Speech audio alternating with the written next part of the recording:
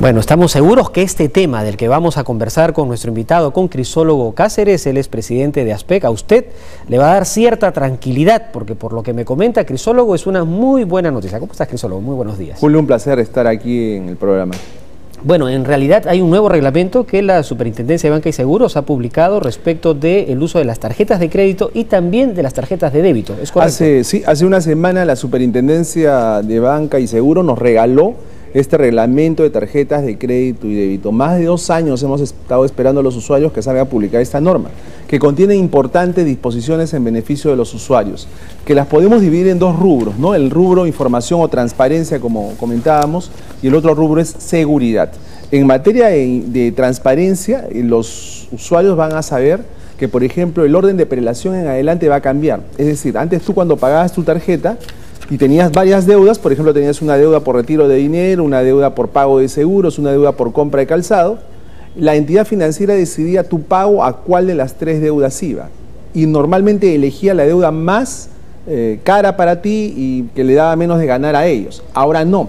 Ahora la deuda más cara es la que va a tener que ser amortizada primero. En este caso que te acabo de poner, retiro de dinero es la que tiene intereses de 200 hasta 300%. Entonces, cuando tú pagues, tu pago va a ir a matar la deuda más cara, en este caso retiro de dinero. O sea, se acabó que la entidad financiera elija dónde va. En segundo lugar está el tema del pago mínimo. En el tema del pago mínimo, usualmente la empresa te decía, tu pago mínimo, por ejemplo, es 50 soles. Y lo que no te decía la empresa financiera es que de esos 50 soles del pago mínimo, 42 se iban para pagar intereses, comisiones, portes, y apenas 8 soles se iban para pagar capital. Entonces tú no sabías eso, o sea, tú pensabas, estoy pagando y seguramente que el pago mínimo va a amortizar capital. En adelante, en el estado de cuenta, en el anverso del estado de cuenta, se va a tener que poner un recuadro como este que está señalado en la propia norma. Y en este recuadro se señala al usuario, señor usuario, si usted continúa pagando el pago mínimo, usted va a terminar de pagar la deuda en 4 años y usted va a pagar tanto de interés, va a pagar tanto de capital, etcétera. Entonces, el usuario cuando vea eso, y todos nosotros tenemos que ver entonces nuestros estados de cuenta, el usuario va a decir, ¿qué cosa? Si sigo pagando lo mínimo, voy a pagar esto, siempre y cuando no gastes, porque si gastas, la deuda se extiende aún más. Entonces, el usuario va a entender de que debe hacer un esfuerzo un poquito mayor para pagar más del mínimo en la medida de lo posible. Ahora, en los estados de cuenta, normalmente viene tu estado de cuenta general, pero te viene especificado el estado de cuenta del pago mínimo, casi como un condicionante que sea lo que pagues. Exacto. ¿Eso también se va a modificar? Lo que pasa es que ahí tocas otro tema, que es el tema de cultura financiera, ¿no? Mucha gente no está informada de que eso que acabas de decir es real. Es decir, cuando dicen pago mínimo, como que te inducen a que eso es lo que tengo que pagar. Correcto. Claro, pero cuando tengas este recuadro vas a contrarrestar eso, porque el pago mínimo te va a decir, oye, ¿qué? ¿Voy a terminar de pagar la deuda en tantos años? Ni hablar. Esos son los temas de información más relevantes, ¿no? Ahora, tú también has tocado otro tema que tiene que ver con los retiros de dinero. Cuando uno saca una tarjeta de crédito, en algunos casos la usan como tarjeta de crédito para sus compras y no utilizan estos retiros de dinero porque son altísimos, son leoninos en realidad los intereses que se cobran por ello. Así es. Ahora con este reglamento uno va a poder elegir en la tarjeta de crédito no tener esa opción de hacer retiros de cajero. Claro, pero más que todo lo que tú vas a poder renunciar es a una serie de servicios conexos y te vas a poder desafiliar de esos servicios conexos que van aparejados a la tarjeta por el mismo medio por el cual los contrataste, que antes no podía hacerse. Es decir, si tú contrataste un servicio conexo, por ejemplo, por teléfono, y tú querías desafiliarte, te decían, no, tienes que venir personalmente a la empresa para desafiliarte. Eso ya no. Si tú te conectaste por teléfono o te afiliaste por internet, ese mismo sistema te va a servir para desafiliarte. Pero el otro rubro que es importante es el tema de seguridad. ¿Seguridad por qué? Porque se van a implementar una serie de normas muy interesantes. La primera de ellas tiene que ver con la obligación de las empresas de servicios financieros de implementar sistemas para preservar la información de los usuarios, para que no se roben la información de los usuarios. Van a tener que poner cortafuegos, filtros y demás para garantizar que la información de los usuarios se mantenga a buen recaudo, y esto de acuerdo a estándares internacionales. En segundo lugar está el tema del chip en las tarjetas. Todas las entidades del sistema financiero desde el 31 de diciembre del 2014 van a tener que emitir tarjetas con un chip. ¿Desde el 31 de diciembre de este año? No, del 2014, del 2014. Ah, desde el próximo. Sí, hay un plazo de adecuación. Sí. Hay un plazo de adecuación. Entonces, ese chip va a contener información y va a tener una serie de medidas de seguridad para que la tarjeta, en caso fuera clonada, no pase. Es decir, van a habilitarse lectoras para que cuando se presente la tarjeta original, la tarjeta pase, pero si es una tarjeta clonada, no pase, porque los estándares de calidad del chip van a ser tan sofisticados que las tarjetas clonadas no van a pasar. Y eso nos lleva al otro tema, las responsabilidades. Usualmente los bancos han sido muy laxos en implementar medidas de seguridad convenientes para los consumidores. ¿Por qué?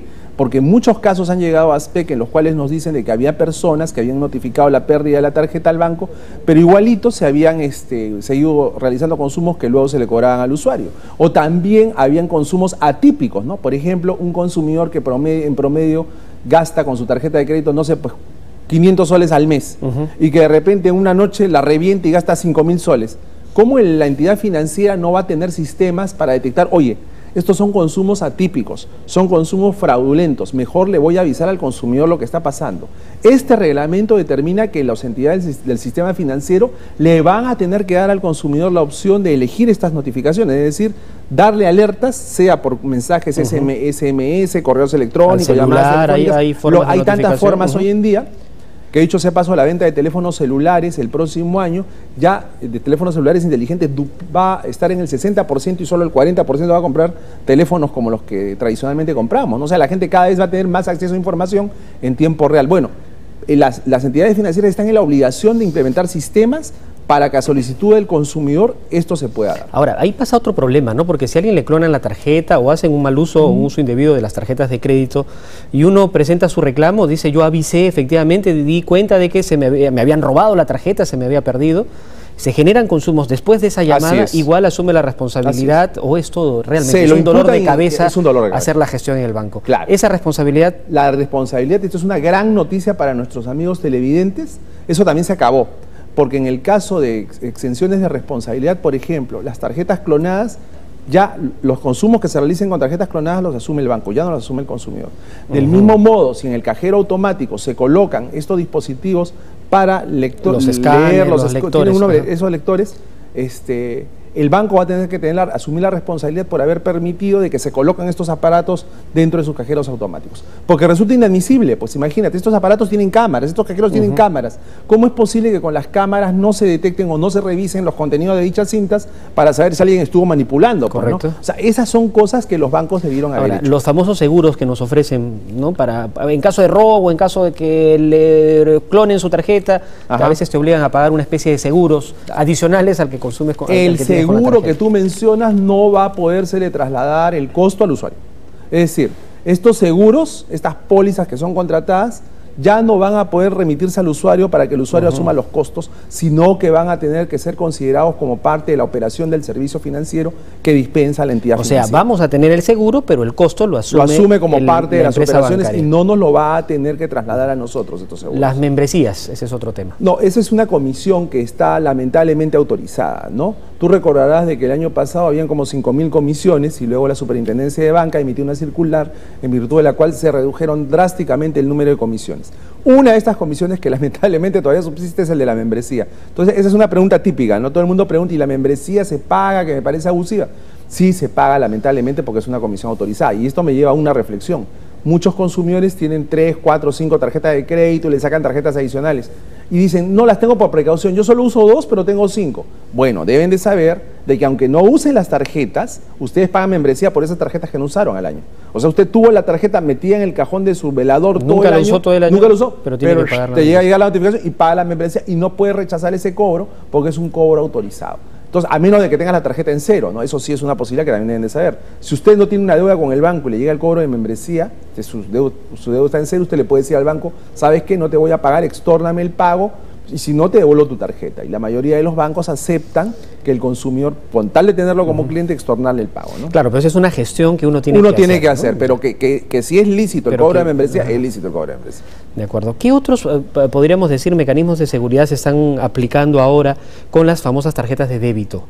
Que ese es el otro rubro, ¿no? Bueno, las tarjetas de crédito uno tiene que saberlas utilizar, pero las tarjetas de débito generalmente se convierten en el dinero plástico. No quiero llevar dinero conmigo, tengo una cuenta de ahorros donde me depositan mi sueldo, voy a los supermercados, por ejemplo, y hago mi pago con mi tarjeta de débito. Este reglamento tiene que ver con las dos tarjetas, con las de crédito y las de débito, ¿no? Los consumidores deben saber que la diferencia radica en el que las tarjetas de crédito te permiten, sin tener un fondo necesario, poder realizar compras con pago diferido. Las tarjetas de débito, en cambio, tienen que tener una cuenta de la cual se pueda debitar, ¿no? De ahí se puede debitar el pago del servicio o el bien que tú estás comprando.